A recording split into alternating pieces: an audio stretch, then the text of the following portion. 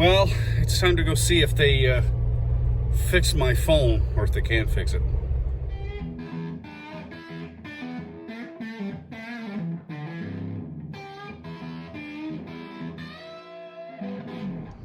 Well, I'm going to run in, grab it, and then I'll let you know what they said, but hopefully it's good news.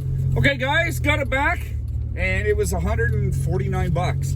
Now, people are going to say, well, $149, and it's an iPhone, an older iPhone. But it did have a lot of my videos that on it that I wanted, and some pictures that I wanted, so on and so forth.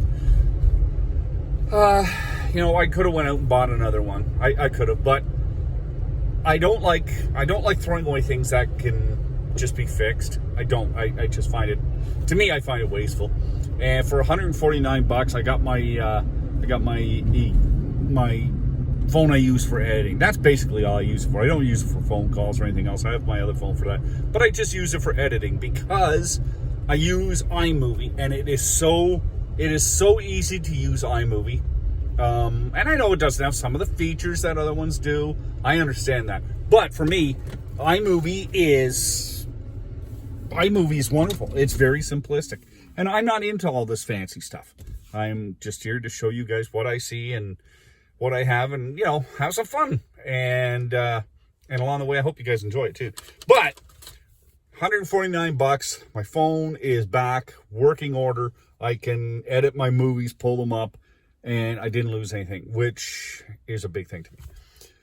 Guys, you know what? If your phone takes a dump and you're considering, oh, maybe I should buy a new one, you know, maybe look at the price of getting it fixed, because for me, it was just, I thought the whole thing was done, but for me, it was only the chip for the screen, like for the video portion of the screen.